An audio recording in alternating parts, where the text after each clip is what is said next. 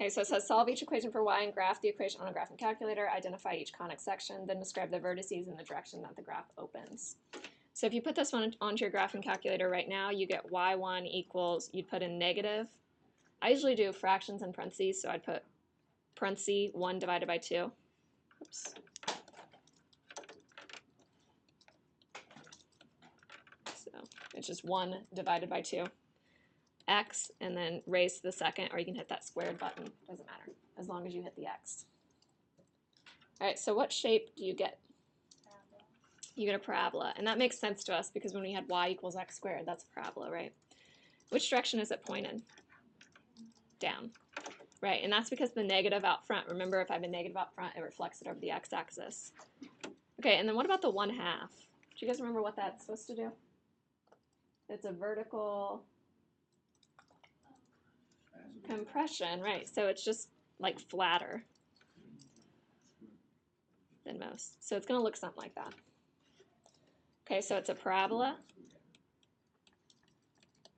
with vertex 0, 0, and it opens downwards. Okay, so this next one, if I want to solve for y, what do I need to do first? Add the x squared, right? So I get x squared plus 9. So I just added it to the other side. Take the square root of both sides. And when I take the square root, don't forget plus or minus. So I get y equals plus or minus x squared plus 9. That is not x plus 3. That drives me crazy when you guys do that. So don't do that. All right, so you have two things you're going to put in. So under y1, you're going to put in square root. A parenthesis comes up, so x squared plus 9. y2, you're going to put negative. So that is a negative sign, not minus, square root, x squared plus 9.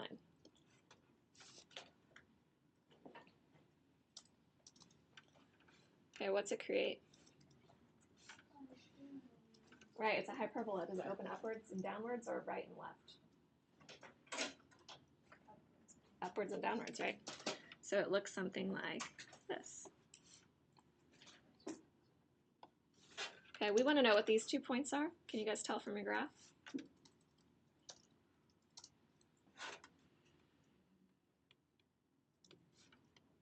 You should get 0, 3, and 0, negative 3. Okay, so you could always go to table. You could plug in 0 for your x, right? Since we can adjust our table. You would get 3 for one of them, negative 3 for the other one. Okay. All right, so it's a hyperbola.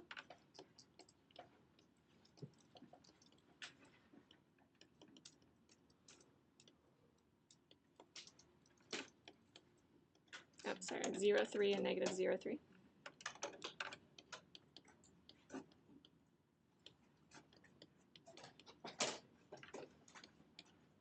So it opens up and down.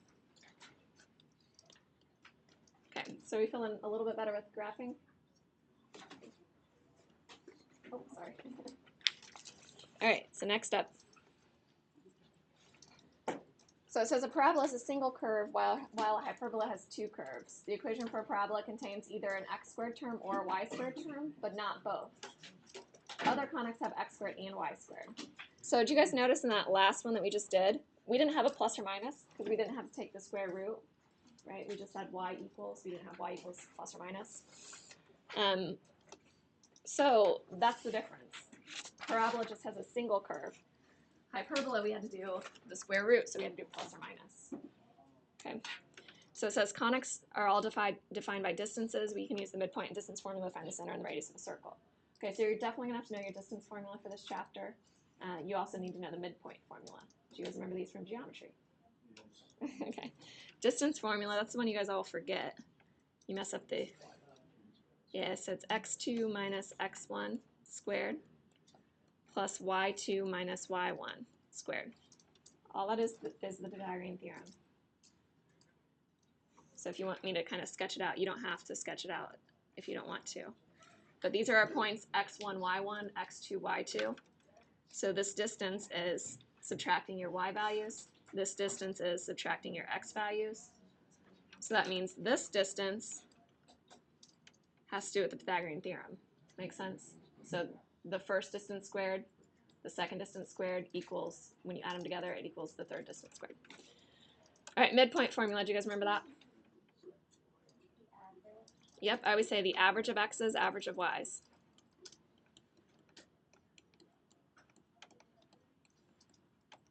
So when you guys take the average of two numbers, you just add them together, divide by 2. That's what we're doing here. So add your two x values together, divide by 2. Add your two y values together, divide by 2. Okay, notice it's a point, so we write it like a point, parentheses, comma.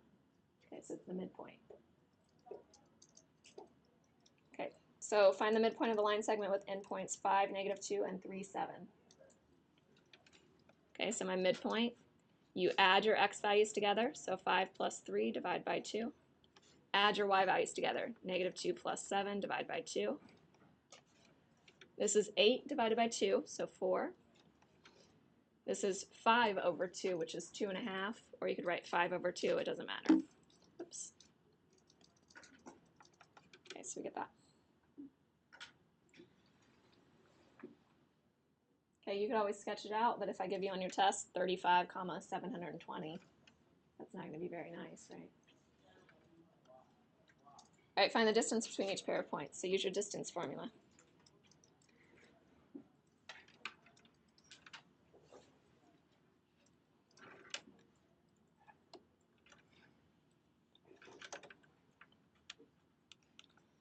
So distance formula, you can write x1, y1 if it helps.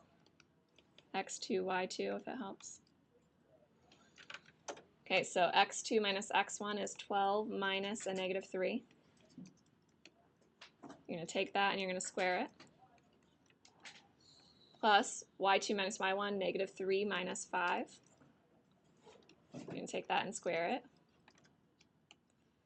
So I get 15 squared, which is 225, plus 8, well, -8 squared, which is still positive 64.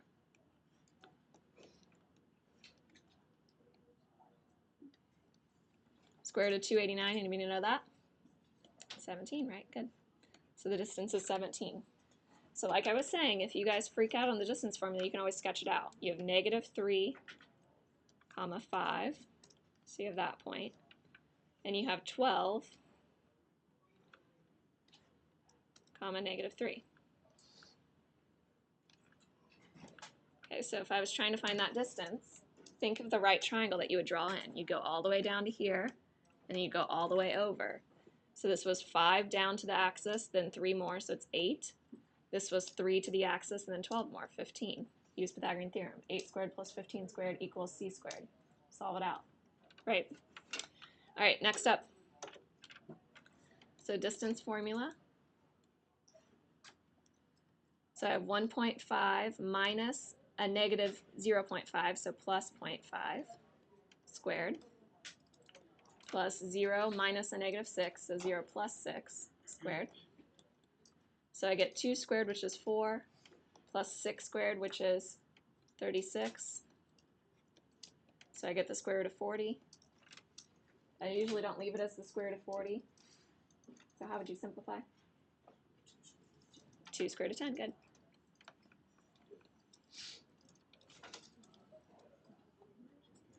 Okay, the next one, find the center and radius of a circle that has diameter with endpoints 5, 4, and 0, -8.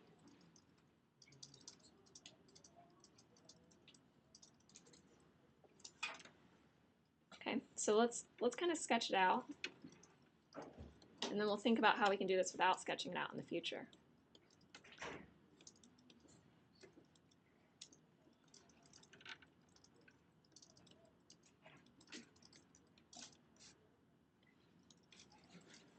Okay, so we know we have those 2 points on the circle, and then it's also, those 2 points are the diameter of the circle.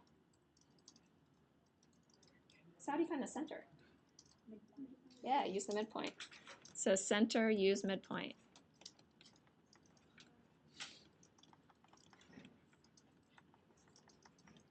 So my center is going to be right in the middle. You could also count if you did draw it out. But my midpoint formula is just add your x's, divide by 2, add your y's, divide by 2. So I get 2.5, comma, This is -4/2, so -2. So see if that makes sense. Oh, I must have messed something up, didn't I?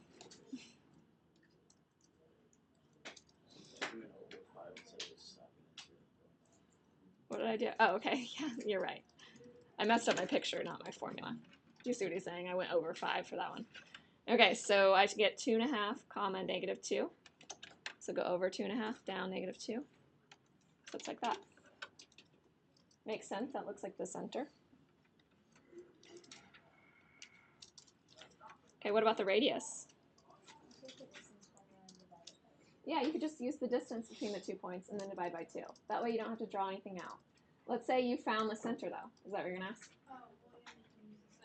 Yeah, if you use the center and one of the other points, then you should be able to get it. But let's say you messed up on the center. Then you're going to mess up this next answer, too. So what would be the smart thing? Yeah, use the 2 endpoints and divide by 2. So think about things like that. Okay, so radius. So we're going to do distance and then divide by 2. Okay, so my distance formula, which is my diameter, is going to be the square root of 5, or let's do 0 minus 5, it doesn't matter, squared, plus -8 minus 4 squared. So -5 squared is 25, -12 squared is 144. So I get the square root of 169. Anybody know that one off the top of their head? 13. You guys are good at your square roots. So 13 is your diameter. So what's your radius? Yeah. So 6.5 is the radius. Okay, so those are your 2 answers. Is that the last one on your notes?